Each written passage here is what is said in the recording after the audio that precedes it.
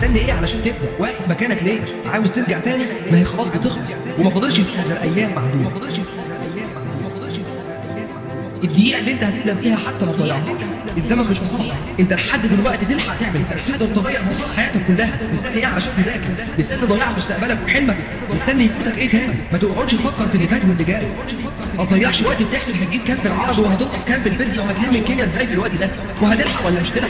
انت لازم تبدا علشان خاطر اهلك يا ابني. هم ما يستاهلوش تعبك، هم ما يستاهلوش اقل ساعات نومك علشان ما يستاهلوش تصحى الليل علشان تفرحهم. رد الجميل وخليك راجل بجد. قوم من مكانك وذاكر. انت مش فاشل، انت مش ضعيف، انت جواك طاقه لو استخدمتها صح هتفوق التوقعات كتير. مستنيين يشمتوا فيك ومستنيين يفرحوا على خيبتك، ما تديهمش الفرصه دي. ما تسمحش لحد يراهن على فشل، ما تكذبش. انت مستني ايه؟ لو مستواك ضعيف ابدا اشتغل، ابدا عالج وذاكر ودور، ابدا اتفرج على فيديوهات وابدا اتفرج على شرح المواد اللي عندك، اسال اللي قبلك واسال زمايلك المتفوقين، دور في كل مكان على المعلومه لحد ما توصل لها. اتعب علشان تعرف تحقق هدفك، اتعب علشان تفرح اهلك، اتعب علشان ما تشمتش فيك حد. لو مستواك ضعيف تقدر تخليه متوسط، ولو مستواك متوسط تقدر تخليه متفوق. اطلع وخليك طماع في حلمك. الطمع الوحيد اللي يتحب هو الطمع في النجاح.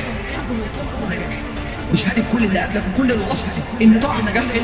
احساس انك تكون انسان متميز ده احساس صدقني يستاهل كل ده. يستاهل تحارب علشان، يستاهل تحارب في عز راحتك عشان توصل. احساس يستاهل كل نقطه عرق بتبذلها في طريقه. احلم بهدفك وتخيل بطل المداخل القلبيه اللي انت سعيد علشان. تخيل انت قدامك قناعات علميه يدوب لقبك الاقرب في قلبك.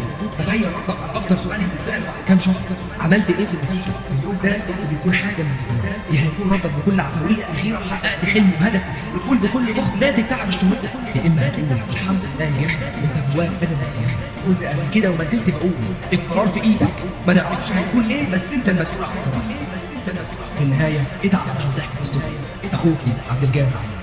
الله سبحانه وتعالى عارف طاقتك، عارف قدراتك، عارف انك انت ممكن تتحمل هذا الشيء ولا لا. الله سبحانه وتعالى يحطنا في ظرف معين، في مشكله معينه او في قدر معين وظرف معين، وهو ما حطنا الا هو عالم. الله سبحانه وتعالى راح نعدي هذا الامر وكانه ما صار، ستمر وكانه تكبر. اذا بتحط امامك هدف، لو قامت الدنيا او قعدت لازم تصل على الدنيا. فتذكرت قول الرسول صلى الله عليه وسلم في بدايه الرساله: لو وضعوا الشمس في يميني والقمر في يساري على اترك هذا الامر ما تركت.